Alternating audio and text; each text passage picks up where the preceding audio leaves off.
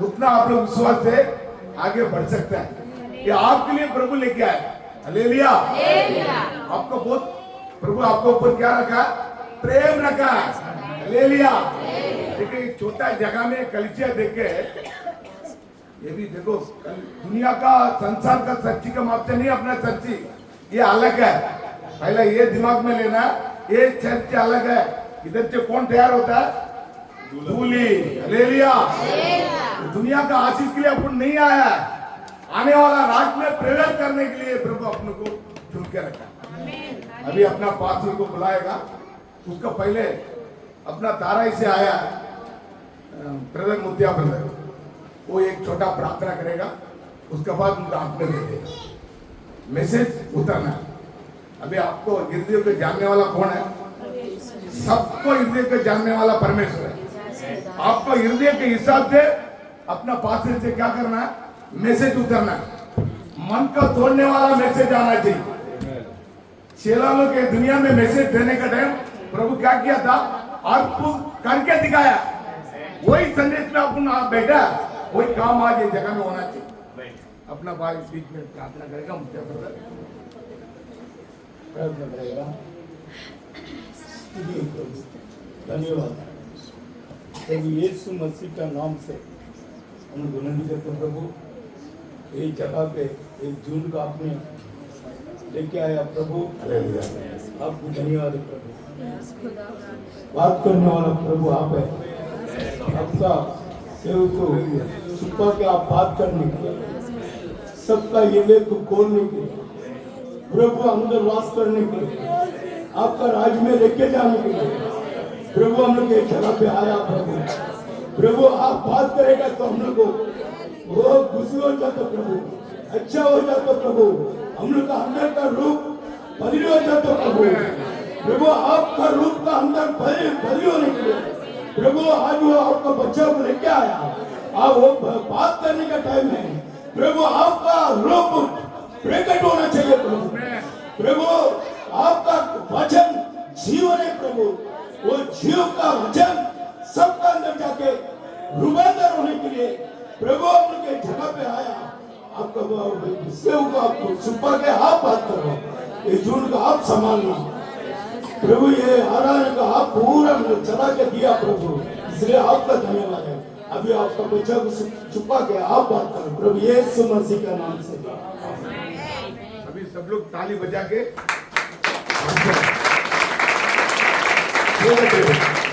नाम है उसको बुलाए।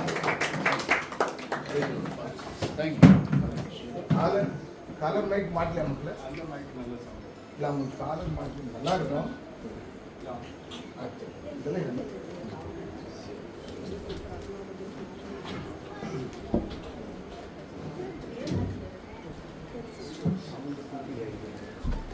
ಸೌಂಡ್ ಎಲ್ಲ हालेलुया। प्रभु का धन्यवाद हो। आज सुबह के समय दरअसल जैसे पास्टर जी ने कहा कि मैं अपना चर्च छोड़ के इधर आया हूँ। एक्चुअली मैं संडे अपना चर्च छोड़ के किधर भी जाता नहीं, मैं जिधर भी रहूँगा पंजाब में रहूँगा, शनिवार की मीटिंग करके रात के फ्लाइट लेके मुंबई आके सवेरे का चर्च और पूना का चर्च करके रात को फ्लाइट पकड़ के मैं वापस चले जाता हूँ। पंजाब हो गुजरात हो, मैं बोलो संडे मुझे अपनी चर्च में छोड़ देना, मैं निकल जाता हूँ। लेकिन पास्टर जी ने बोला कि यहाँ लोग संडे को ही इकट्ठे होते हैं, आप संडे निकाल कर आइए। और ये मेरे लिए बहुत मुश्किल है क्योंकि अगले संडे भी मैं यहाँ नहीं हूँ, मेरा मीटिंग पंजाब में चल रही है। अभी मैं गए हफ्ते पंजाब से ही आया, मैं बीच में 4 दिन का गैप करके आया हूँ क्योंकि जब मैं पंजाब जाता हूँ तो मेरी मीटिंग कम से कम 15 दिन 20 दिन लगातार चलती रहती है। प्रभु का धन्यवाद हो कि आज प्रभु ने आपके बीच में हम मिले आने की कृपा करी। सबका स्वागत है। भाई लोग भी, पास्टर जोना वगैरह भी आए काफी दूर से, और भाई पीटर भी आए हैं, उनका भी स्वागत है। जोरदार तालियों के साथ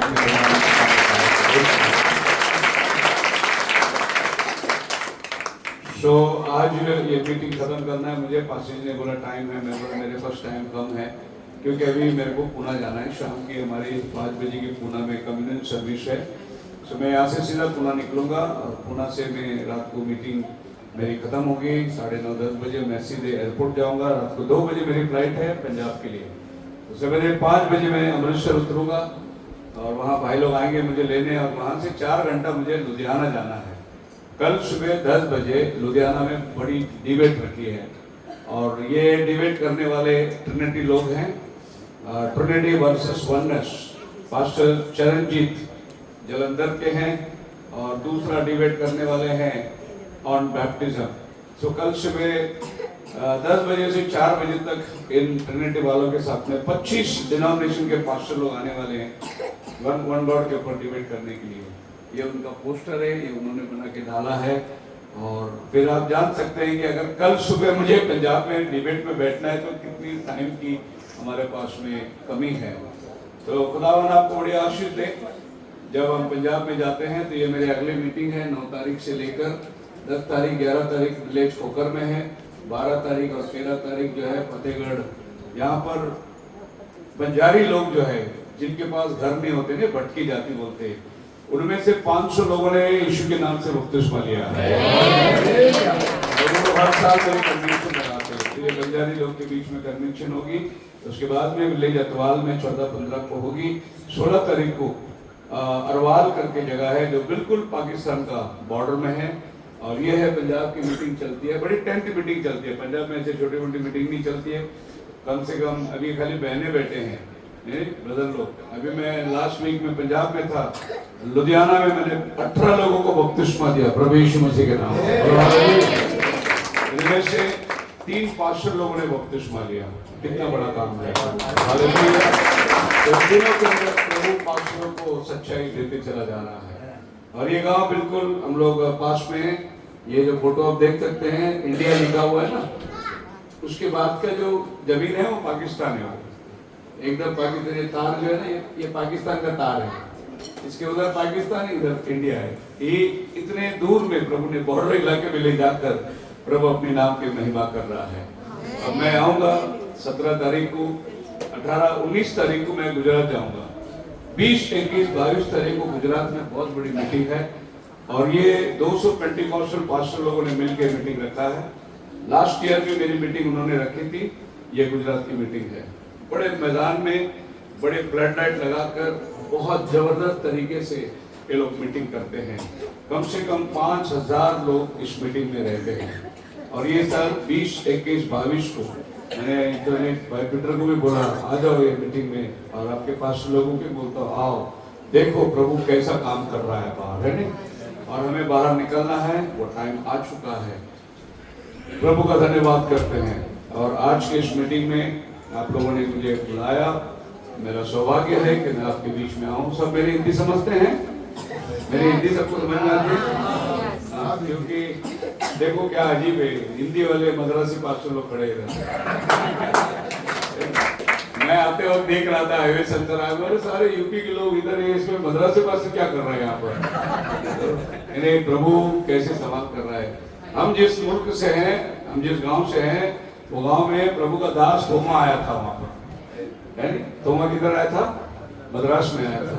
इसीलिए मद्रास में से प्रभु सब सेवक लोग को उठाता है।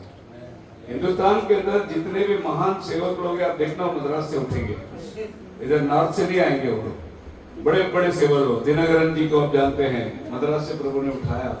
मोहन सिंह लाजरस को आप जानते हैं, प्रभु मद्रास से। सारे बड़े बड़े सेवक लोग वहां से उठते हैं क्योंकि वहां एक बेदारी है और वहां से मैसेज जो है नॉर्थ इंडिया जाती है। आपको कहीं पर नॉर्थ इंडिया में बहुत बड़ा सेवक उठता हुआ नजर नहीं आएगा क्योंकि मद्रास को इंडिया का जेरूसलम मानते हैं। बोलो हालेलुया।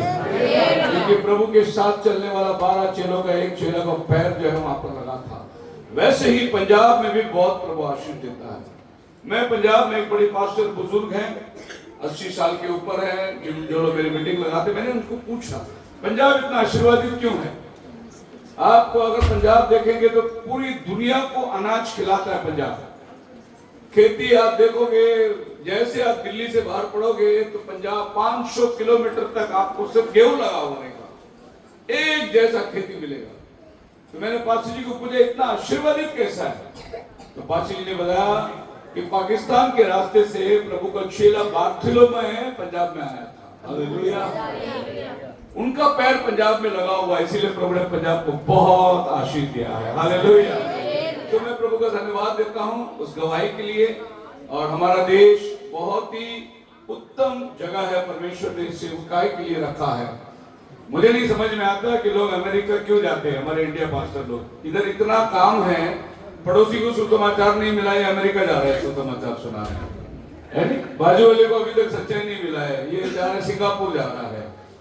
मेरे पास में लाइन लगी पड़ी है, अमेरिका, कनाडा और मॉरिशस, मेरे पास लाइन लगी पड़ी है। खाली पास्टर जी आप आइए, हाँ बोलिए आइए, हम आपको टिकट भेजते हैं। मैं बोला नहीं, मेरे देश में बहुत काम है, आत्मा को जीतना है तो यहाँ जीतना है। आत्मा मूर्त की उपासना में पड़े हुए लोगों को सच्चा खुदा दिखाना है। हालेलुया। अंग्रेजों को क्या जाके दिखाओगे जिन्होंने सुसमाचार हमारे पास लेकर आए। मसीह में मेरे प्रिय लोगों, आज सुबह मैं आपके सामने रखने जा रहा हूँ एक समय के विषय में, क्योंकि हम लोग एंड टाइम मैसेज को बिलीव करते हैं। ये समय कौन सा समय है? अंतिम दिनों का संदेश में है। हम लोग कौन से संदेश में है? अंतिम दिनों का संदेश में। सो इस संदेश को लेकर जब हम चलते हैं, हमारा जीवन अंत के समय के बारे में गवाही देना बहुत जरूरी है। अंत का समय क्या है? अंत का समय की चीज को बाइबल दर्शाता है। आइए वचन पढ़ेंगे। और आज आपके सामने जो वचन मैं पढ़ना चाहता हूं वो है मत्ती की किताब 16 अध्याय उसका 3 वचन। Matthew chapter 16 verse 3। और भोर को कहते हो हाँ जी, कि आज आंधी आएगी, हाँ जी, क्योंकि आकाश लाल हाँ, और धुंधला है। हाँ, तुम आकाश के लक्षण देखकर हाँ भेद बता सकते हो, जी, पर समय के चिन्हों का भेद क्यों नहीं बता सकते? समय का चिन्हों का भेद आज का शीर्षक है। जिस समय में हम लोग चल रहे हैं, ये समय का जो चिन्ह है उसका भेद जानना बहुत जरूरी है। प्रभु का शुक्र है कि प्रभु ने अंतिम दिनों में अपने दास भोजदत्ता को भेजकर समय के चिन्ह के बारे में हमें बताया। अब चेले यीशु मसीह को पूछते हैं कि ये समय कौन सा चल रहा है प्रभु, और ये समय का चिन्ह क्या है? हम लोग देखने जा रहे हैं समय, टाइम। समय किसी के लिए रुकता नहीं, समय चलता चला जा रहा है। जो आपके घड़ी में बज रही है टिक टिक टिक टिक टिक टिक, आप उसको रोक ही नहीं सकते। आप रुक सकते हैं, समय नहीं रुकेगा। और समय किसी के लिए नहीं रुकता। समय अपना समय को पूरा करके चला जाता है। आप सूरज को बोल नहीं सकते कि आज 1 घंटा लेट आ, मेरे को सोने का है। वो अपने टाइम पे आएगा, वो आपकी बात नहीं मानेगा। आप समय का परिवर्तन नहीं कर सकते, आपको समय के अनुसार परिवर्तन होना है। आपको समय के अंदर अपने आप को ढलना बहुत जरूरी है। समय आपके लिए नहीं जरूरी। कहते हैं पुराने लमन, हमारे दिनों में ऐसा नहीं था, हमारे जमाने में ऐसा नहीं था। बिल्कुल सही है, पर समय बदल गया है। आज से कुछ वर्षों पहले मैं भी बाइबल लेकर प्रचार करता था, लेकिन आज मैं लैपटॉप से प्रचार कर रहा हूं। आपके सामने प्रोजेक्टर लगी हुई है, आपको दिखाई दे रहा है। जो मैं बोल रहा हूं आप देख भी सकते हैं, और आपको समझने के लिए आसान हो जाता है। आज हमारे मॉडल रिकॉर्डिंग हो रही है, ऑनलाइन चल रही है। आज हमारे साथ में यहाँ बैठे हुए लोग थोड़े हैं, लेकिन हजारों लोग जुड़े हुए हमारे साथ। इस वक्त बहुत सी जगहों के अंदर लोग इस मैसेज को देख रहे हैं, क्योंकि समय के अनुसार हम लोग अपने आप को परिवर्तन करते चले जा रहे हैं। समय हमारे जीवन के अंदर बहुत महत्व है। पास्टर जी ने मुझे समय दिया 12 बजे प्रचार करने के लिए, और मेरा समय ज्यादा मैं 1 घंटा प्रचार करूंगा। अगर मैं आपको शाम को 4 बजे तक प्रचार करूंगा तो कोई नहीं बैठेगा इधर। अगर बैठा भी होगा तो सो जाएगा वो, क्योंकि इतना टाइम आप बैठ नहीं सकते। आप समय के अंदर बंधे हुए हैं, हम समय के अंदर बंधे हुए हैं। कल रात को 1 बजे तक मैं एक शादी में था, शादी पड़ी उल्लासनगर में। दूल्हे के साथ में घर में गया, प्रार्थना किया, उनको घर छोड़ा। मैं अपने घर में रात को 2 बजे आया। 2 बजे आया, सवेरे 5 बजे उठ के मेरा सब पंजाब का पैकिंग किया मैंने। 6 बजे उठ के तैयार हुए, नहा धो के हम लोग बैग लेके मैं 7 बजे चर्च पहुंच गया। चर्च में हम लोग वहां से जब भाई लोग आए इकट्ठे हुए, गाड़ी सामान वामान लिए, हम लोग अंबरनाथ से निकले, यहाँ 10:30 बजे हम लोग पहुंचे। समय के अंदर हम बंधे हुए हैं, समय किसी के लिए रुकता नहीं। प्रभु ने अपने समय के अंदर सारा काम वैसे के वैसे किया। कितने कहते हैं कि प्रभु के आने में देर हुई, बाइबल ऐसा नहीं कहता। बाइबल कहता है वो देर नहीं करता, लेकिन वो चाहता कि कोई नाश ना हो, सबको पश्चाताप का मौका मिले। इसीलिए आज हम लोग देखते हैं कि समय हमारे लिए थोड़ा आगे चला गया। समय के बारे में कुछ वर्णन आपके सामने जरूर करना चाहता हूं। मां के गर्भ में एक बच्चा 9 महीना रहता है, और ये 9 महीने का समय है उसके लिए। एक पूरी तौर से एक बच्चे को डील डॉल, उसके हाथ पैर बाल सब बनने के लिए पूरा 9 महीना लगता है। 9 महीने के अंतर्गत आप समय के अंदर मां के पेट से बच्चा बाहर नहीं आएगा, उसके लिए उतना दिन ठहराया गया है। और समय के अनुसार जो है आप डेवलप हो रहे हैं। जैसे एक मां के गर्भ में बच्चा अपने आप को बढ़ाता है, वैसे ही ये पृथ्वी के गर्भ में हम भी बढ़ रहे हैं। हमें नहीं मालूम, जैसा मां का गर्भ, इंग्लिश में लिखा है वूम, जब मां के गर्भ से बच्चा बाहर आता है तब वो अपने मां को देखता है। जब वो मां के पेट में है तब वो मां को नहीं देखता। आप अपने मां के पेट में रहने के टाइम 9 महीना आपको नहीं मालूम आपका मां कौन है, क्योंकि आप मां के अंदर है। वैसे आज हम ये पृथ्वी के अंदर, पृथ्वी के जंजाल में अपने काम धंधे मुसीबतों में फंसे हुए हैं। जिस दिन हम इस गर्भ से बाहर निकलेंगे, हम अपने खुदा के सामने खड़े रहेंगे। जैसा एक बच्चा गर्भ से बाहर आता अपने मां को देखता है, वैसा जब ये दुनिया से हम निकलेंगे हम अपने खुदा को देखेंगे। कोई नास्तिक कह नहीं सकता कि खुदा नहीं है। उस नास्तिक को मरण के बाद आस्तिक बनना पड़ेगा, क्योंकि खुदा के सामने खड़ा हो जाएगा वो। लेकिन उस समय उसके पास में पश्चाताप का समय नहीं रहेगा। समय आज है पश्चाताप का। साधु सुंदर सिंह अपने प्रभु से पूछता है कि आपको सबसे अच्छा जगह कहां है रहने के लिए पसंद है। प्रभु यीशु मसीह उसको उत्तर देता है, सबसे कठिन समय वो था जब मैं मरियम के गर्भ में 9 महीना था। एक गर्भ के अंदर आकर 9 महीना दुनिया बनाने वाला एक गर्भ धारण में बैठा था। फिर बोले सुंदर सिंह, फिर आपको रहने का जगह पसंद कौन सा है? यीशु कहता है, विश्वासियों के दिल में मैं रहना पसंद करता हूं। हमारे देश में कहावत है, मंदिर तोड़ो मस्जिद तोड़ो किसी का दिल, क्योंकि वही तो मंदिर है। हम लोग वो ईंट और पत्थरों को बचाने के लिए जिंदा मंदिर को मारते हैं, लेकिन एक्चुअली खुदा ईंट और पत्थरों में नहीं, वो आप में रहता है। तुम परमेश्वर के मंदिर हो। हालेलुया। सो एक इंसान का जन्म का 9 महीने का टाइम है, आप सब लोग जानते हैं।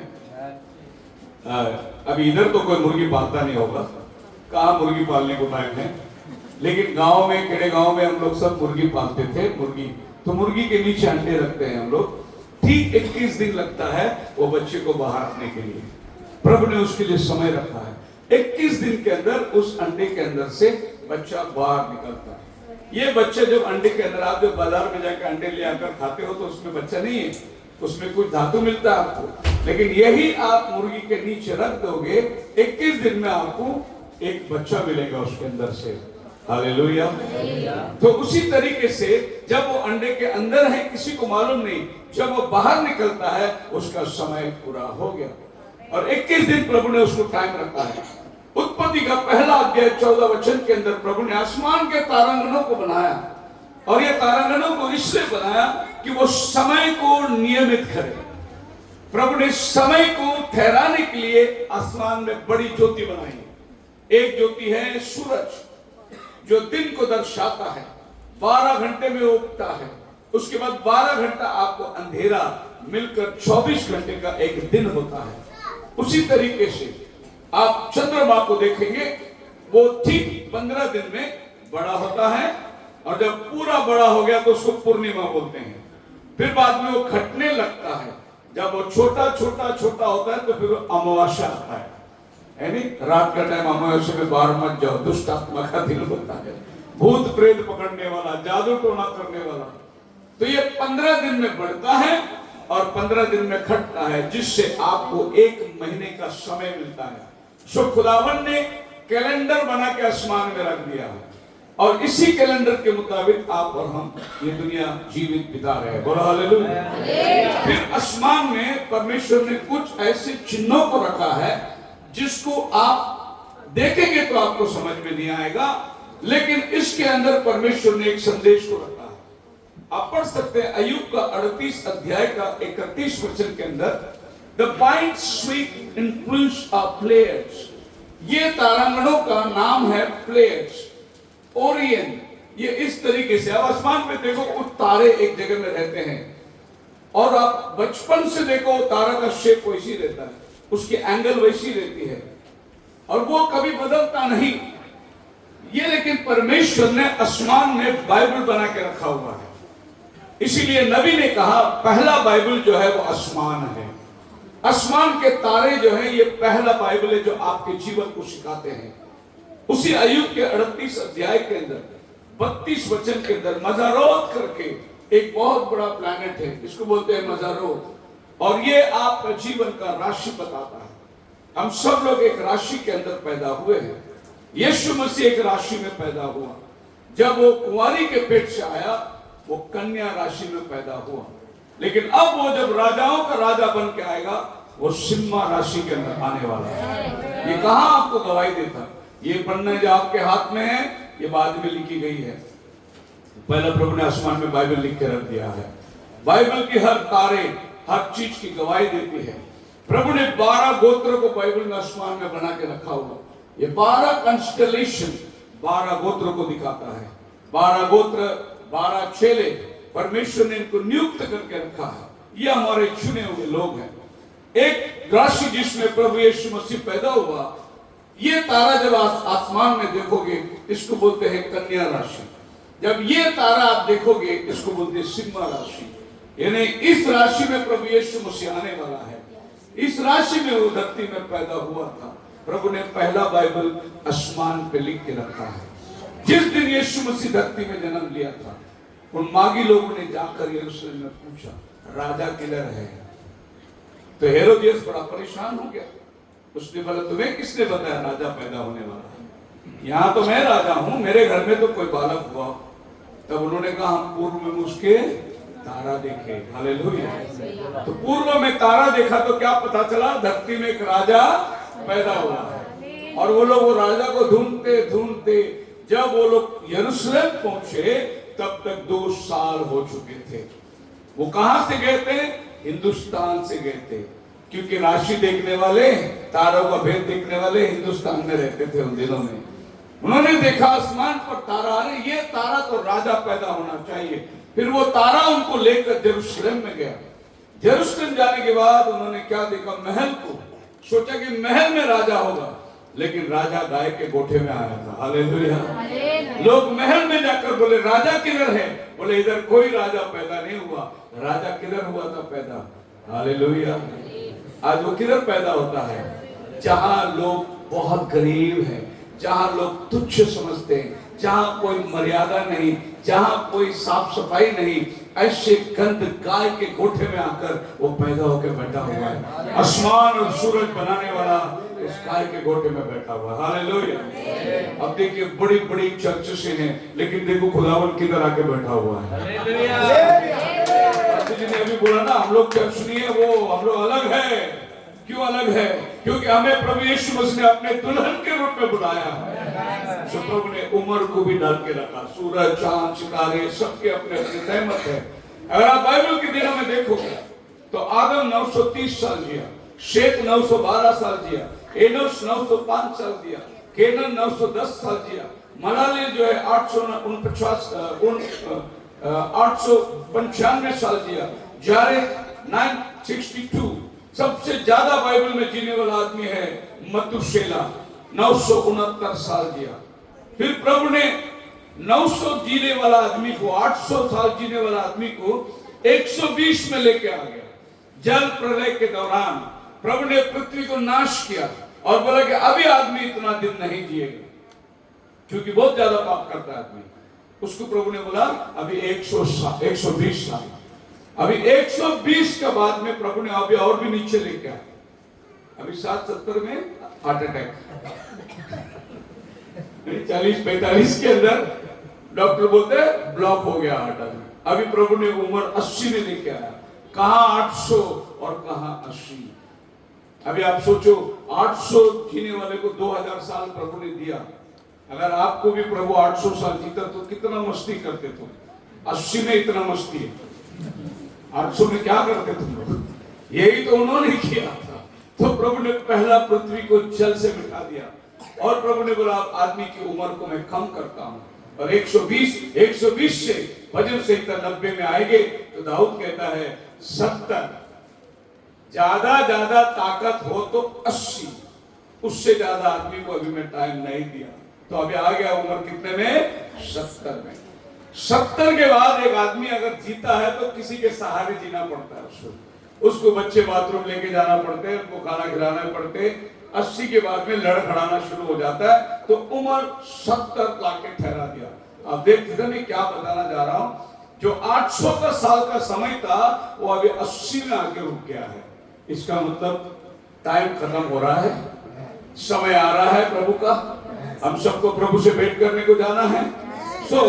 120 साल के बाद प्रभु ने उनकी आयु को घटा दी।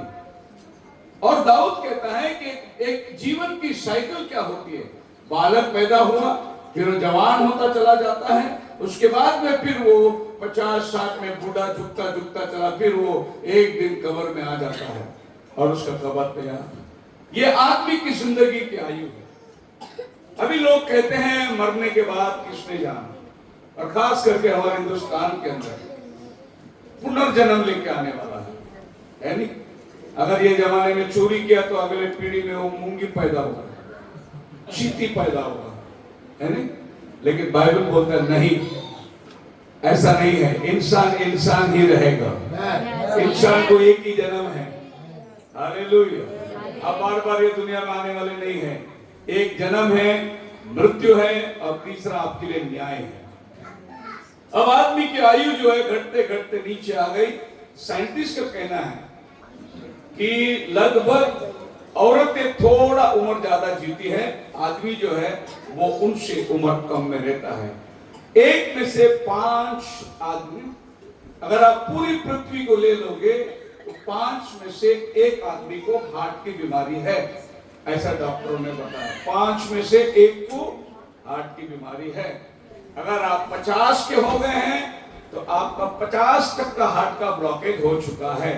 50% में आप चल रहे हैं आपकी गाड़ी, और थोड़े समय में आपका टाइम जो है खत्म हो जाएगा। अभी तो बेंगलुरु के अंदर ऐसा खोज निकाला कि 8 साल के बच्चे को भी डायबिटीज हो गया है। 8 साल के बच्चे को डायबिटीज कैसे हुआ? तब उन्होंने खोज निकाली तो पता चला कि जब माँ बच्चे को स्कूल में छोड़ती है तो एक कुरकुरे का पैकेट तोड़ के डब्बे में डाल के देती है, और वो कुरकुरे बेचारा 6 महीना पहला निकला हुआ प्लास्टिक का औजार, वो वेपर जो 6 महीने बंद रहते हैं वो बच्चे को खिलाए। 8 साल में बच्चे को डायबिटीज होने लगा है। जो खाना आप और हम खा रहे हैं वो खाना हमको मरण की तरफ लेके जा रहा है। मतलब हमारा टाइम क्या हो रहा है? खत्म हो रहा है। संदेश का शीर्षक अंतिम समय का चिन्ह। ये टाइम को याद रखना। मैं टाइम के ऊपर शुरू किया, टाइम पे ही खत्म करूंगा, टाइम से ही बात करूंगा। बहुत से पास्टर लोग को शुरू करना आता है, खत्म करना आता नहीं। मैं शुरू भी टाइम से करता हूँ और खत्म भी टाइम से करता हूँ, और मेरा संदेश भी जो है वो टाइम के ऊपर ही मैं बात कर रहा हूँ, क्योंकि हम लोग अंतिम समय के संदेश में हैं। और मुझे जो लोग बुलाते हैं बाहर प्रचार के लिए, मैं समय के ऊपर बात करता हूँ ताकि लोगों को मालूम है यीशु उद्धार करता है, सबको मालूम है। यीशु पानी पर चला, सबको मालूम है। यीशु चंगाई देता है, सबको मालूम है। समय कौन सा चल रहा है किसी को नहीं मालूम है। कौन सा वक्त में अब समय गुजर रहा है किसी को मालूम नहीं है। आपको उस समय के अनुसार तैयार रहना। उत्पत्ति 15 अध्याय के अंदर 13 वचन में प्रभु ने अब्राहम को बोला, जो जमीन पर तू खड़ा है ये जमीन मैं तेरे बालकों को, बच्चों को दूंगा, अभी नहीं 400 साल के बाद 4थी पीढ़ी में मैं तेरे बच्चों को इस जमीन में लेकर आऊंगा। जिस जमीन पर तू खड़ा है इसका नाम ले चल, जहां तक तेरी नजर जाती है वहां तक तो अपनी नजर को बना। ये जमीन मैं तेरे बच्चों को दूंगा, लेकिन अभी नहीं 400 साल के बाद। लोग 400 साल की गुलामी में चले गए और भूल गए कि ऐसा कोई परमेश्वर ने वादा किया था, लेकिन जिसने वायदा किया था वो नहीं भूला। वो अपने समय में मोसेस को भेज दिया 400 साल के बाद। 400 साल की गुलामी से मिस्र देश के अंदर से लोगों को छुड़ाने के लिए मोसेस आके खड़ा हो गया। लोग भूल गए क्योंकि तकलीफ और परेशानियां इतनी थी, हंटर के फटके इतने थे कि उन्हें भूल गए कि अब्राहम को प्रभु ने वायदा किया था, लेकिन वायदा किया हुआ परमेश्वर कभी नहीं भूलता। हम मनुष्य है, आप जबान देंगे, कल बोलेंगे मैंने बोला ही नहीं था, आप बोलेंगे मैं कल करता हूं, कल बोलेंगे किया ही नहीं था, लेकिन खुदा ने लिख कर दिया है। हालेलुया, वो मुकर नहीं सकता। हम किसी को वायदा लेते हैं तो स्टैम्प पेपर में लिख के लेते हैं ताकि हम लोग बदल न जाए, है नहीं? स्टैम्प पेपर में लिख के लेते हैं इतना पैसा ये घर मुझे बेचा है, ताकि वो पेपर सबूत बन जाए। खुदा ने भी अपना टाइम स्टैम्प पेपर में लिख के दिया है, मैं आने वाला हूँ, ये सबूत है आपके पास। खुदा ऐसे कह के नहीं गया, उसने वायदा करके स्टैम्प पेपर में लिख कर आपको दे के गया, मैं फिर से आने वाला हूँ। हालेलुया। तो खुदा उत्पत्ति से लेकर जगत की क़यामत अंत तक का समय को निर्णय किया, और वो है 7000 साल। इसके ना आगे जाएगी पीछे, ना पीछे जाएगी। प्रभु ने बिल्कुल समय को ठहरा के रखा, और ये 7000 साल को जो प्रभु ने समय को ठहराया, एक दिन खुदा के लिए 1 साल के बराबर, 1000 साल के बराबर।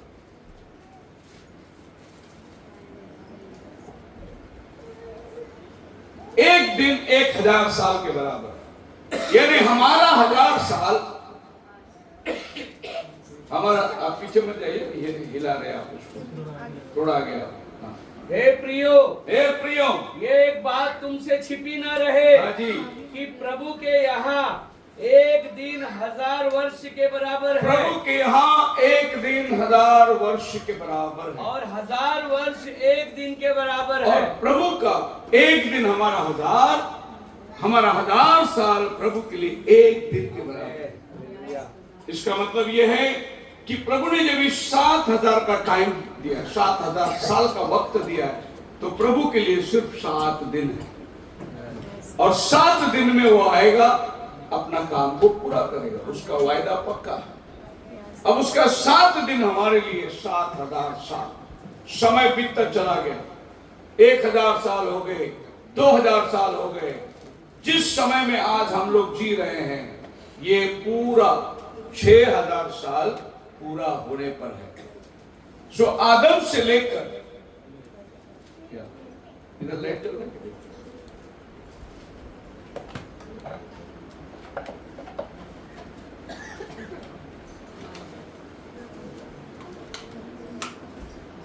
बटन बंद होगा सर, बटन चालू है। आदम से लेकर जो एक नूह तक 2000 साल होते हैं। नूह से लेकर यीशु मसीह तक 2000 साल होते हैं, और यीशु मसीह से अब तक 2000 साल 26, हम लोग अभी 2026 में हैं।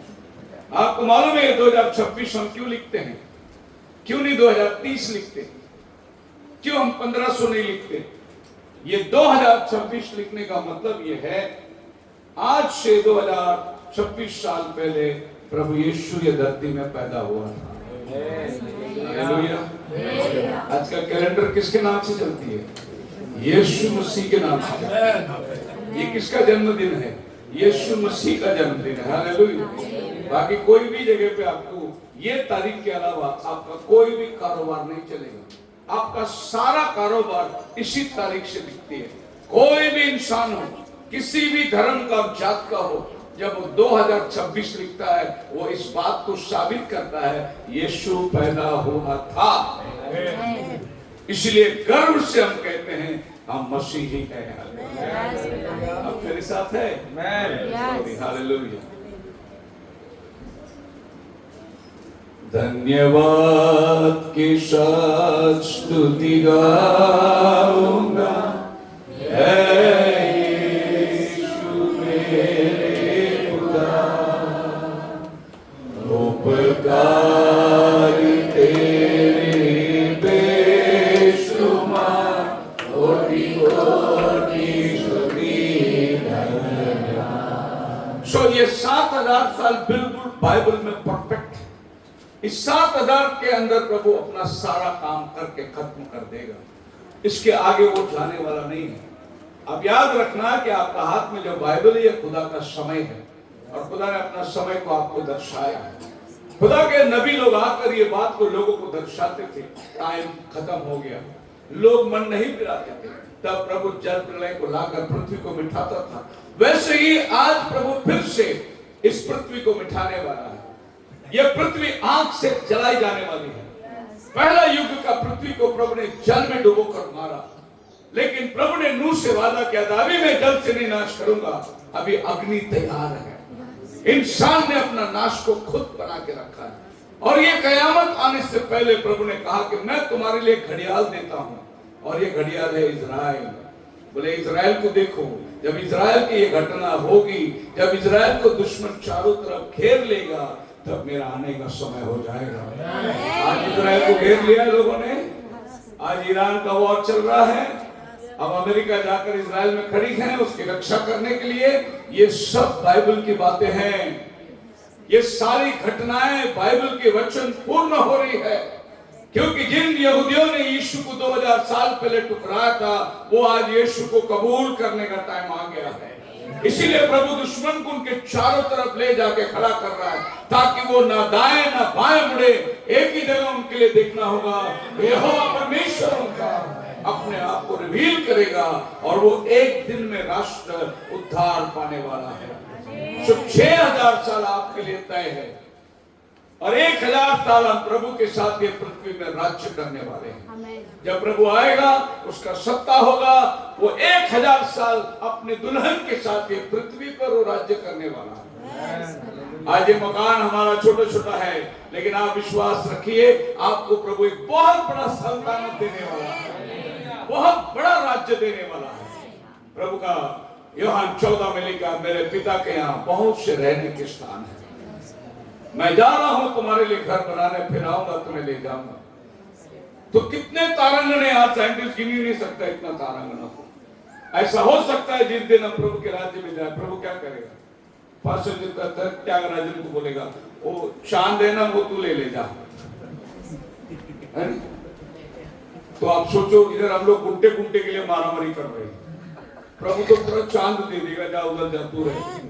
पास्टर जी भाई पीटर को बोलेगा, तो जाके उधर क्या बोलते हैं उसको, यूरेनियस में जाके रह जा, वो प्लैनेट तू ले ले, कितना खुशी होगा हमारे पास। हम बोलेंगे प्रभु इधर तो इंच इंच के, देखो इधर इंच इंच के लिए रास्ता कितना छोटा है, घर वहां तक बनाते, पायरी रोड पे बनाते, गाड़ी आने के लिए जगह नहीं रखते, थोड़े थोड़े जगह के लिए। आखिर तुम लेके कितना जाने वाले हो जगह?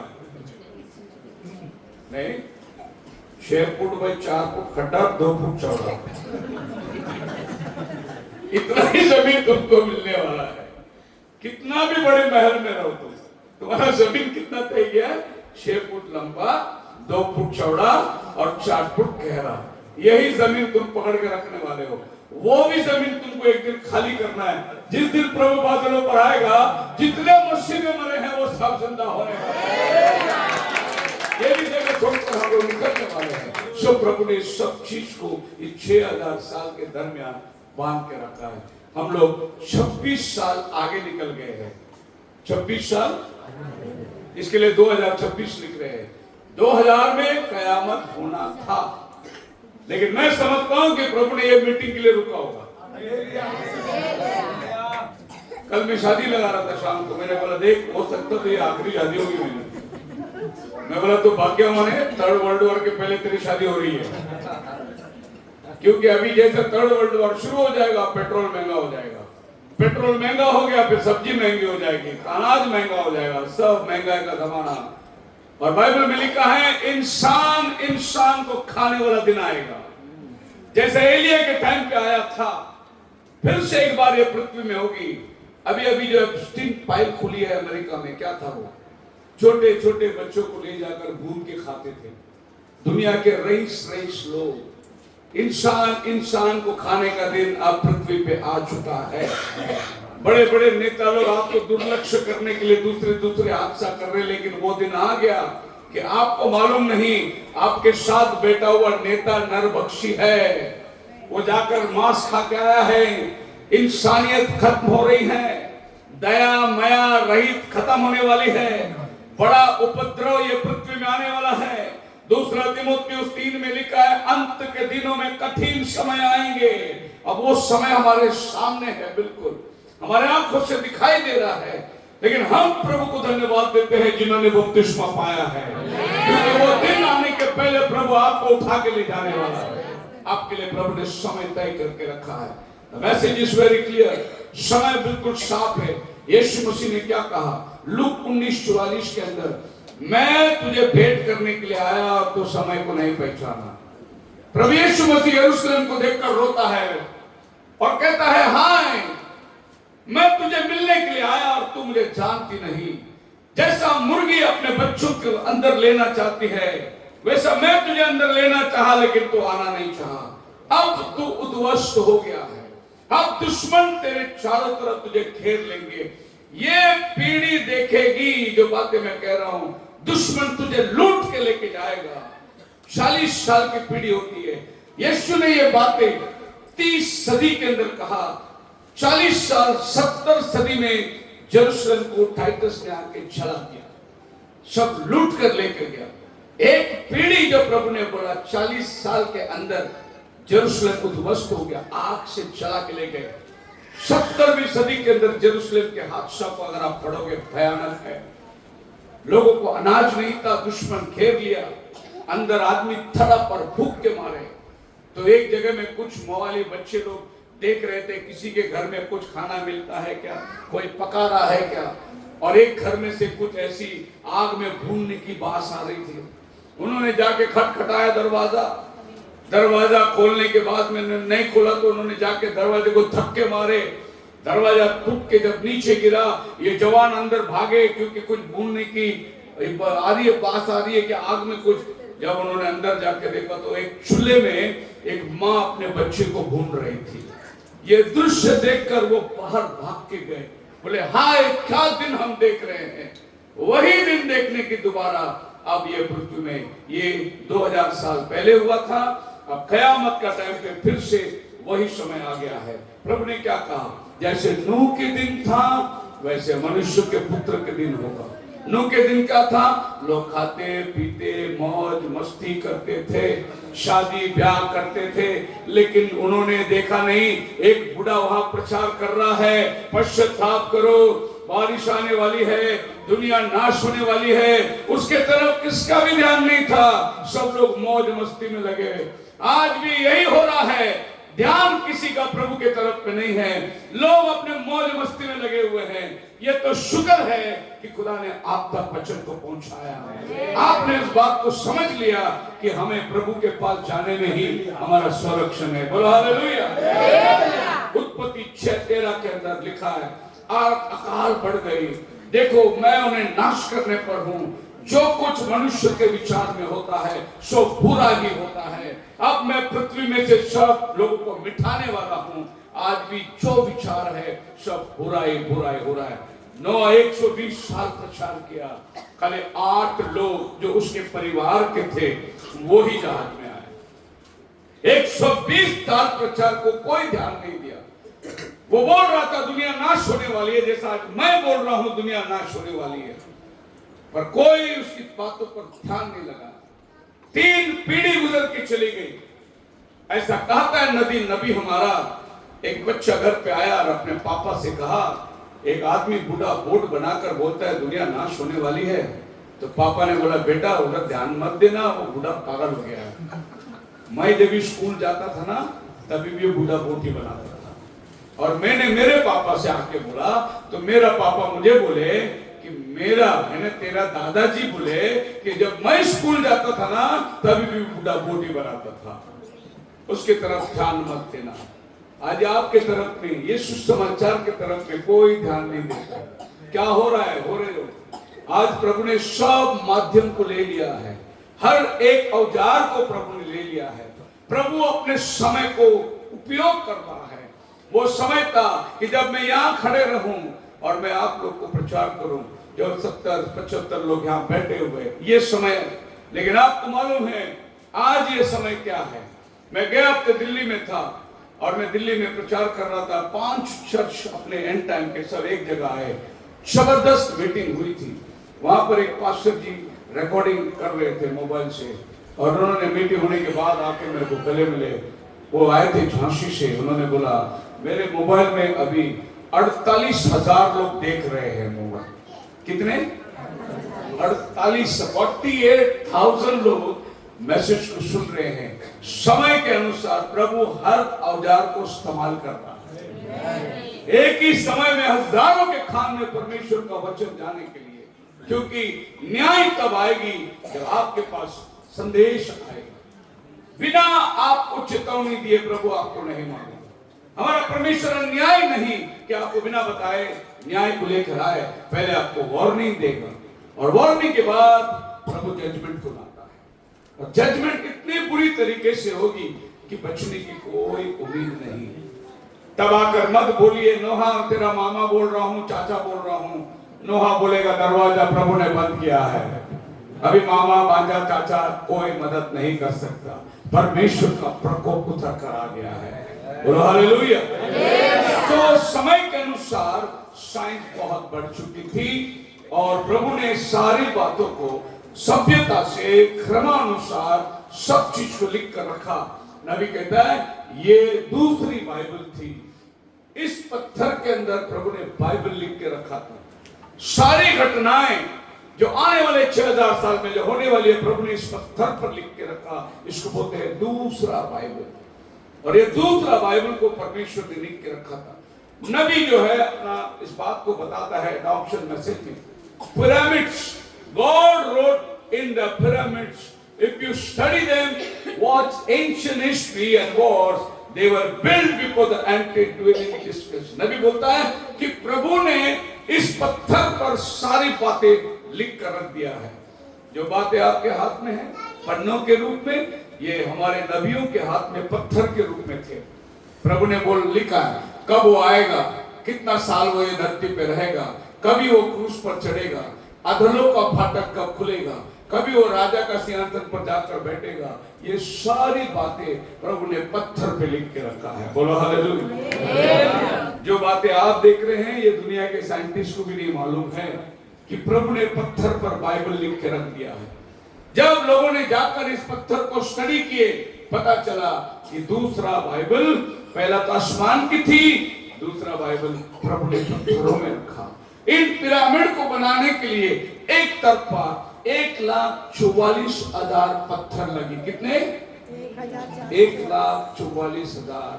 और प्रकाशित वाक्य 7 अध्याय में प्रभु ने क्या बोला, मेरे चुने हुए लोग 1,44,000 होंगे। हालेलुया। प्रभु ने सब कुछ इसमें लिख के रखा है। अब ये 1,44,000 कहां जाके पढ़ेंगे? प्रकटीकरण 7वां अध्याय में पढ़िए, आपको 1,44,000 मिलेंगे। 12 गोत्रों में से प्रभु ने 12,000 निकाले। यानी कि पत्थर में बाइबल लिख के रखी। आज से 5,000 साल पहले इस पत्थर में ये गढ़ के रख दिया था। आज जिसको हम पानबुड़ी बोलते हैं, पानी के अंदर जाने वाली, ये नोहा के टाइम पे थी।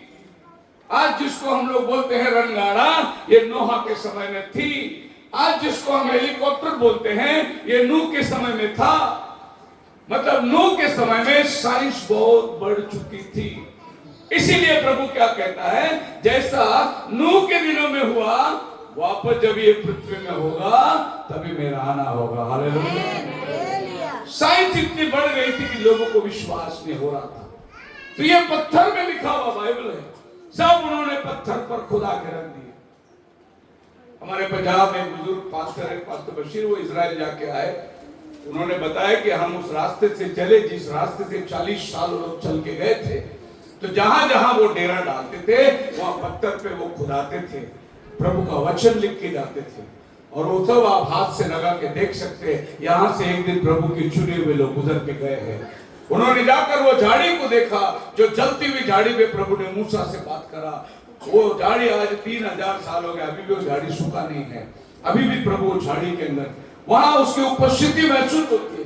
हर बात को परमेश्वर ने लिख के लेकर गया। पास्टर बता रहे थे कि हम एसी बस में गए थे, हम 10 मिनट बाहर रुक नहीं सकते थे, इतना गर्मी, रेत की गर्म, आसमान से धूप की गर्म, हम लोग को 10 मिनट में बस के अंदर भागना पड़ा एसी में। फिर खुदा ने अपनी प्रजा को 20 लाख लोगों के रेगिस्तान में कैसे ले गया था, तब बाइबल बोलती है उसके ऊपर प्रभु बादल रखा करता था। मेरे बच्चों को धूप नहीं लगना चाहिए, दिन में बादल रहते थे उनके ऊपर। रात में रेगिस्तान के ठंड से बचने के लिए प्रभु अग्नि स्तंभ रखता था कि मेरे बच्चों को ठंड ना लगे। हालेलुया। चट्टान से वो पानी पिलाता था। वो वायदे का परमेश्वर है, वो कभी झूठ नहीं बोलता।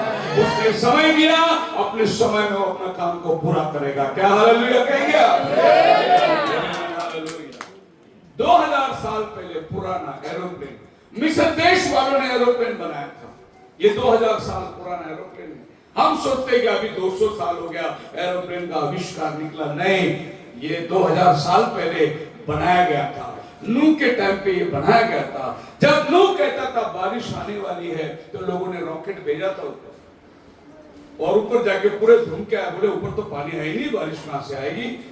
नोहा को बोला कौन सा साइंस पे तो बात करता है, हम अभी आसमान में जाके देख के आए हैं। नूह ने बोला प्रभु ने बोला है, बस आमीन।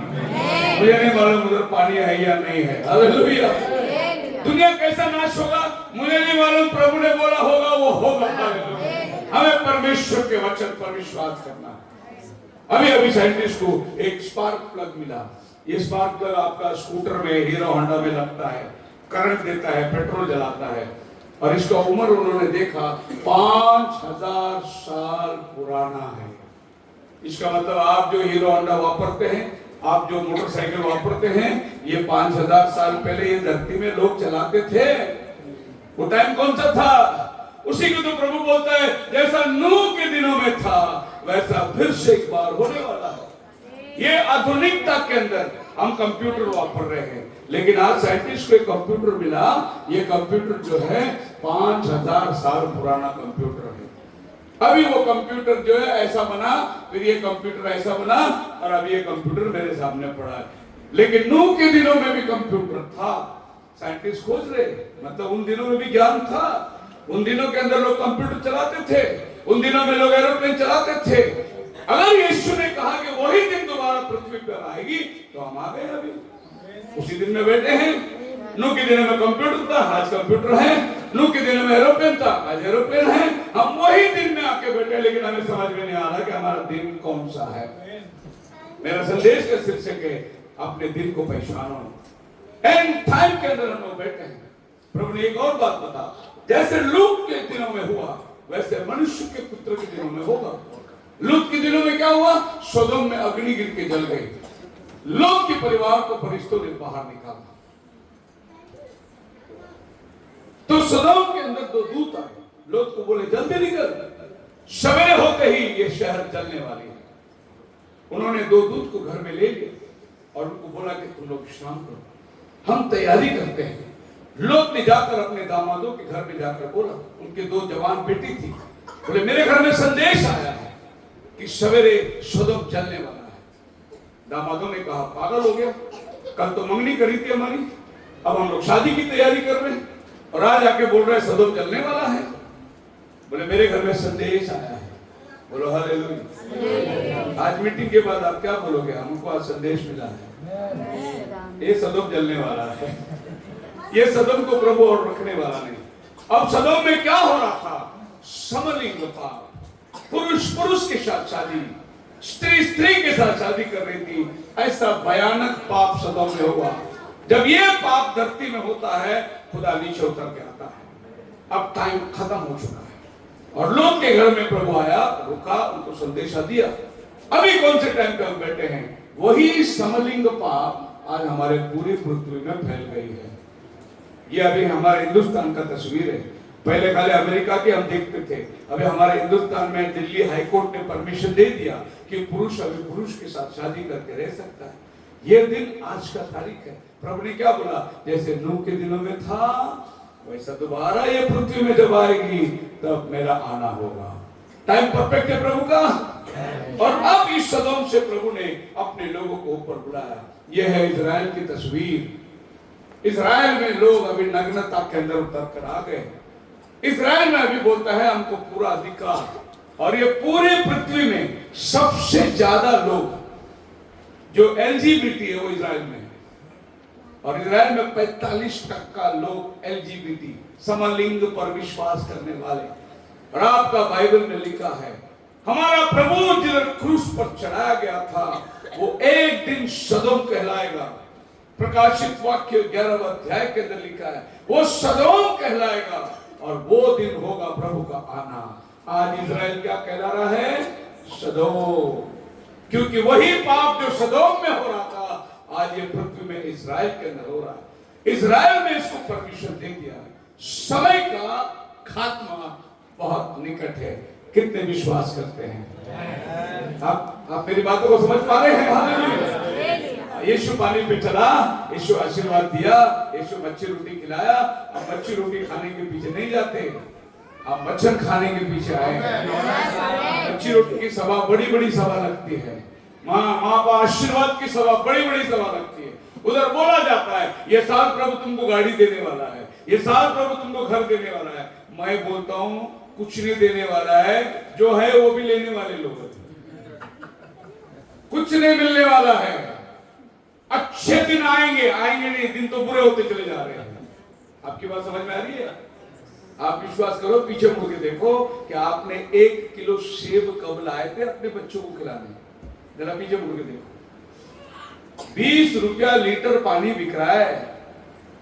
क्या समय आ गया?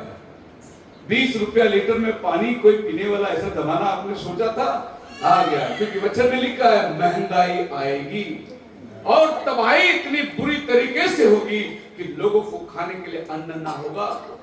तब आमोस का 8 अध्याय का 11 वचन पूरा होती है। लोग 7 समुंदर से 7 समुंदर जाएंगे परमेश्वर के वचन सुनने के लिए, क्योंकि अन्न की और उसकी भूख नहीं होगी। अरे खुदा ने वो वचन बोला था, किधर गया वो वचन? उसकी खोज रहेगी। क्योंकि ये जो चेतावनी की बातें आप सुन रहे हैं ये प्रभु का वचन है। हालेलुया। बाइबल कहता है 2 राजा 5 अध्याय के अंदर प्रभु ने नामान को बोला जा, एक इलाइशा है उधर। और वो जब नामान वहां पहुंचा उसने बोला जा यॉर्दान में डुबकी मार 7 बार। कितनी बार? 7 बार। ठीक हो गया। और वो ठीक हो गया। ठीक होने के बाद वो चला गया, जाकर एलीशा को बोला मैंने सोना चांदी भेंट लेकर आया, मैं कोढ़ के ऊपर बहुत खर्चा किया, कोई वैद्य दवा मेरे को ठीक नहीं कर सका, मैंने भेंट लाया। आपने बोला और मैं यॉर्दान में डुबकी मारी, मैं जवान लड़के को वापिस हो गया। एलीशा ने बोला खबरदार तेरा कोई चीज मुझे देगा तो सब वापस लेके जाते, मुझे कुछ भी नहीं चाहिए। हालेलुया। आज का पास्टर क्या बोलता है?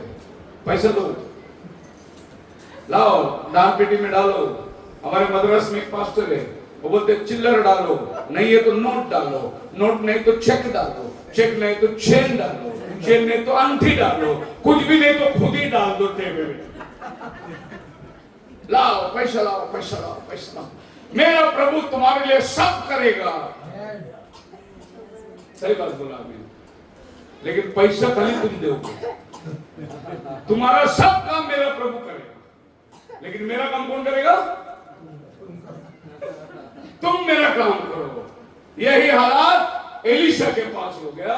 बोला पैसा लाया, एलीशा बोला कुछ भी नहीं लेगा, सब लेके जाएगा, क्योंकि परमेश्वर का वरदान पैसों में नहीं बिकता। मालूम है अगर एलीशा पैसा लिया हो तो ये आदमी क्या कहता? ये जाकर अपने गांव में बोलता कि मैंने 10,000 रुपए दिए, उसने मेरे को चंगाई कर दिया। प्रभु पैसों में नहीं बिकता। प्रभु के जितने वरदान है सब मुफ्त में है। हालेलुया। मत्ती की किताब 10 अध्याय 8 वचन अगर आप पढ़ोगे, मत्ती 10:8 में, मराठी बाइबल है क्या? कोई मराठी पढ़ता है? देखो मराठी में बहुत अच्छा। बीमारों को चंगा करो, मरे हुओं को जिलाओ, हाजी, कोढ़ियों को शुद्ध करो, हाजी, दुष्ट आत्माओं को निकालो। हाँ। तुमने सेत में पाया है, हाँ। सेत में दो। हाँ, मराठी में देखो कैसे लिखा। मैं इसीलिए बोल रहा था मराठी में पढ़ो। क्या लिखा? मिला क्या उसको? हाँ, मत्ती 10:8। रोग्यांना बरा करा, बरं, मरण पावलेल्यांना जिवंत करा, बरं, कुष्ठ रोगांना शुद्ध करा, ओके, आणि भूते काढा, भूते काढा। तुम्हास फुकट मिळाले, कसा मिळाले? फुकट मिळाले आहे, सुना क्या? म्हणून फुकट दिया। फुकट शब्द सुना क्या? जिधर फुकट मिलता है उधर गर्दी बहुत रहती है। तुम्हारा फुकट मिला ले, तुम्हें पर फुकट दिया। ये परमेश्वर का वरदान पैसों में नहीं खरीदा जाता। प्रभु ने सब कुछ मुफ्त में दिया। बारिश प्रभु ने मुफ्त में दिया है। ये हवा प्रभु ने मुफ्त में दिया है। अगर ये आदमी के हाथ में होता तो क्या करता? इसको भी सिलेंडर में भर के तुमको बेचता है कि नहीं? हॉस्पिटल में जाते जाते तुमको आईसीयू में डालता ना, क्या बोलता? ऑक्सीजन में रखा है हम आईसीयू में। एक बेचारा बुजुर्ग आदमी 8 दिन हॉस्पिटल में था और बाहर आया, उसको 80,000 की बिल दे दी डॉक्टर ने। बोले साहब इतना बिल? बोले साहब आपको गैस में रखे थे, ऑक्सीजन में रखे थे। बोले अरे मैं पैदा हुआ 80 साल का, प्रभु ने मुफ्त में ऑक्सीजन दिया, अभी तक एक भी बिल प्रभु ने भेजा नहीं। तो 8 दिन अंदर रख के 80,000 का बिल दे रहा है। बचपन से लेके अभी तक मेरे को प्रभु ने बिल नहीं भेजा ऑक्सीजन का। ये 8 दिन का तो आदमी के हाथ में होता उसके भी दाम लगा देता हो, क्योंकि परमेश्वर के सारे वरदान मुफ्त में है। हालेलुया। अब ये जाने के टाइम एलीशा को क्या कहता है? मेरे पर एक रहम कर, तेरे पैर के नीचे जो मट्टी है ना, वो मेरे को 2 गदा भर के दे देना, मैं उसको अपने देश में लेके जाके रखूंगा। मैं अपने देवी देवताओं को नमन करना छोड़कर मैं तेरा खुदा को नमन करूंगा। हालेलुया। मैं समझता हूँ कि आप लोग सब यही जानते हैं कि काट और मूरत और पत्थर को, ये बोले मेरे को मट्टी दे, बस वही लेके जाऊंगा। सोना चांदी लेके आया था, लेकिन बात यहीं तक नहीं हुई। एक आदमी उसके नौकर था, उसका नाम था गेहाजी, और एक गेहाजी ने देखा कि मेरा पास्टर अच्छा ऑफर आया था अमेरिका जाने का, ठुकरा दिया। अब वो भी कुछ नहीं करेगा, मेरे को भी कमाने को नहीं देगा, इसके लिए पास्टर को छोड़ के बाहर निकला हूं। पास्टर को बोला अभी आता हूं मैं, और गया भागते भागते नामान को बोला, नामान जी बात ऐसी है, आपके जाने के बाद कोई गरजमंद लोग आए हैं वहां और उनको कुछ चाहिए था, तो मेरा गुरुजी ने बोला कि नामान से लेके उनको दे दो। हमको नहीं चाहिए, हमारे लिए नहीं मांगते, लेकिन वो गरजमंद लोग आए हैं, उनको देना है। उसने थोड़े सोने चांदी कपड़े ले आए, दौड़ते हुए घर में गया, अपने बीवी को बोला यही अपना पेंशन है, संभाल के रख, गुरुजी को छुपा के मैं लेके आया हूँ। और जाकर गुरुजी के सामने खड़ा हुआ। गयाजी ने बोला, गयाजी कहाँ गया था तू? ब्रदर आप संडे को चर्च में नहीं आए, कहाँ गया था? अर्जेंट काम था। बोलते हो कि नहीं? अर्जेंट काम था। इसने बोला मैं अर्जेंट काम के लिए गया था। खुदा का बंदा बोलता है मैं देख रहा हूं कि तू नामान के पास जाकर उन अशुद्ध चीज को लेकर आया, और प्रभु उसको बोलता है क्या ये टाइम है? उसने उससे कहा जब वो पुरुष इधर मुंह फेर कर तुझसे मिलने को अपने रथ पर से उतरा, तब से वो पूरा हाल मुझे मालूम था। वो खुदा का नबी है, मुझे सब में देखा, तू जाकर उससे क्या लिया? आगे क्या कहता हो? क्या ये समय चांदी या वस्त्र या जैतून का दाग की बालियां या भेड़ बकरियां, गाय बैल या दास दासियां लेने का है? देखो कौन से टाइम में वो जी रहे थे। वो टाइम क्या था? क्या भेड़ बकरियां, क्या सोना चांदी, क्या दास दासी को मोलने का टाइम है? ये कौन सा कठिन समय में हम गुजर रहे हैं, तो क्यों जाकर उसके पास में सोना चांदी का लालच किया? इजराइल के हालात क्या हो रही है? जस अहाब राजा ने क्या इजराइल को मूरत की उपासना में डाल के गया, जजेबेल रानी ने बाल देवताओं को ले आकर पूरा इजराइल प्रभु से दूर चली गई। ऐसा कठिन समय में हम लोग जी रहे हैं। ये टाइम पे तू सोना चांदी का लालच किया? आज आप भी क्या करना है याद रखना, किस बात का लालच आपको करना है। टाइम को देखो, किस समय में तुम जी रहे हो।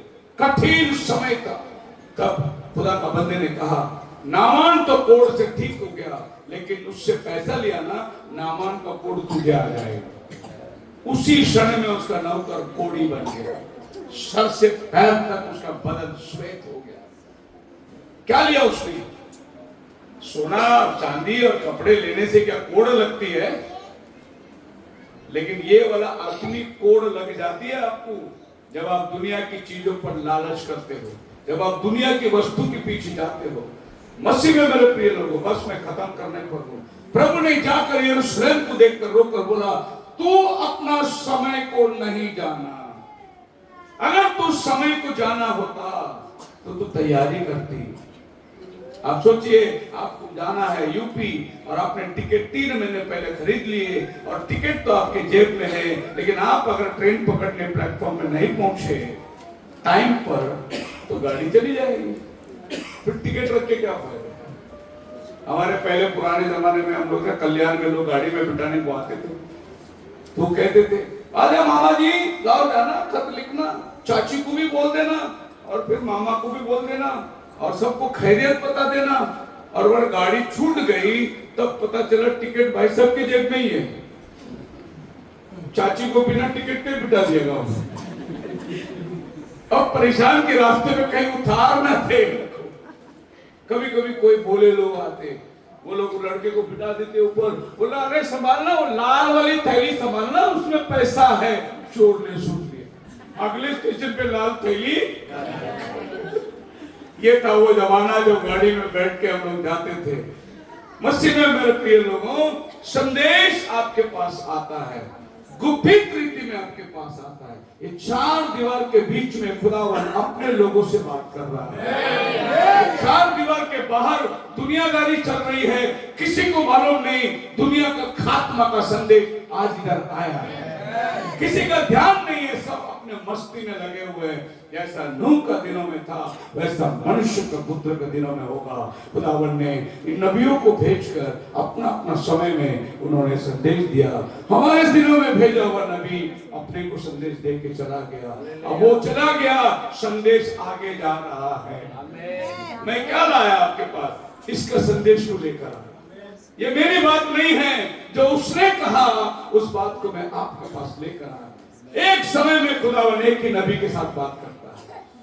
वो 4 नबी को नहीं भेजता साथ में, एक आदमी को एक समय के अंदर भेजता है और उसने जो बोला वो पत्थर का लकीर बन जाता है, उसको आप कुछ नहीं कर सकते।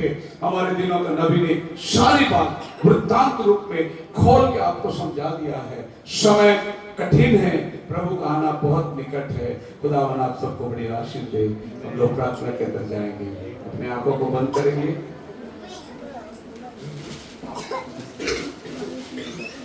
अपने सरों को झुकाएंगे और एक छोटा सा गीत मैं आपके लिए गाता हूं। इस गीत के दौरान आप अपना मन को प्रभु के सम्मुख में अर्पित करो। खुद को गुनाह की लिबास में, खुद को गुनाह की लिबास में अब तक छिपाता रहेगा। ये ना कभी तू भूलना, यीशु है तुझको देखता। ये ना कभी तू भूलना, यीशु है तुझको देखता। खुद को गुनाह की लिबास में, खुद को गुनाह की लिबास में तब तक छिपाता रहेगा। ये ना कभी तू भूलना, यीशु है तुझको देखता। ये ना कभी तू भूलना, यीशु है तुझको देखता। घायल न कर अब मसीह को, सूली पर ना चढ़ा उसको। कितनी बार हम बार गलती में चले जाते हैं और प्रभु के ऊपर मुश्किलें को दोबारा मारते हैं। घायल न कर अब मसीह को, सूली पर ना चढ़ा उसको। जैसा यहाँ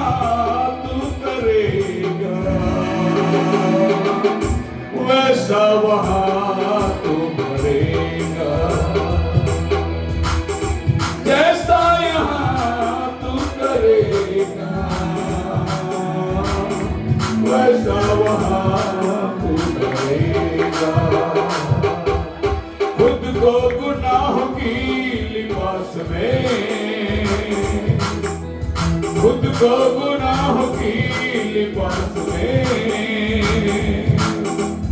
प्रभु तक छिपाता रहेगा। ये ना कभी तू भूलना, यीशु तुझको देखना। ये ना कभी तू भूलना, यीशु तुझको देखना। खुदावन आपसे बात किया है, उसका वचन आपके सामने आज जाहिर है। अपने वचनों के द्वारा उसने अंत के समय के बारे में आपको चिताया है। जाना हकीकत को फिर भी अनजान क्यों बन रहा है, जाना हकीकत को फिर भी अनजान क्यों बन रहा है। यीशु ही अपने कलाम से इंसाफ तेरा करेगा। यीशु ही अपने कलाम से इंसाफ तेरा करेगा। जाना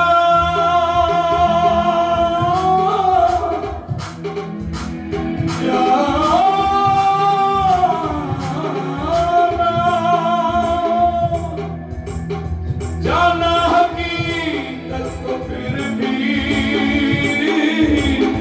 अनजान क्यों बन रहा है। यीशु ही अपने कलाम से इंसाफ तेरा करेगा। यीशु ही अपने कलाम से इंसाफ तेरा करेगा। खुदा वापस मानी, जब तू सारे बातों का न्याय करने वाला है, एक एक पल जो तूने हमें दिया उसका हिसाब लेने वाला है, तो आज हम ये दिन कैसे गुजारना चाहिए, समय को कितना निकट समझना चाहिए, तेरा आना कितना करीब हो गया है प्रभु। सारे भविष्यवाणियां पूरी होते हुए हमें दिखाई दे रहा है। और तूने कहा जैसे नूह के दिनों में हुआ, फिर से एक बार ये पृथ्वी में जब वो बातें होगी, अपना सर को ऊपर करो, तुम्हारा उद्धार निकट है। धन्यवाद करते हैं इस कलीसिया के लिए, इस बालबान के लिए प्रभु, हर एक एल्डर भाई के लिए, एक एक विश्वासी के लिए। मेरा आशीष कलीसिया पे उतर आए प्रभु, ये कलीसिया के सामर्थ्य को तो बढ़ा दे, और ये पूरे इलाके में उजाला देने वाला घर बन जाए, एक लाइट हाउस बना प्रभु, ताकि अंधकार में चलने वाले उजाला पा सके, पाप में जीने वाले उद्धार पा सके, कुछ अद्वैत परमेश्वर की पहचान हो सके। ऐसी बड़ी रहम आज इस कलीसिया पर कर दे। आए मैं सभी पास्टर भाइयों के लिए धन्यवाद देता हूँ। खुदा वापस मानी आज का संदेश लोगों के लिए आशीर्वादित हो। प्रार्थना यीशु मसीह के नाम में मांगते हैं, सुना तो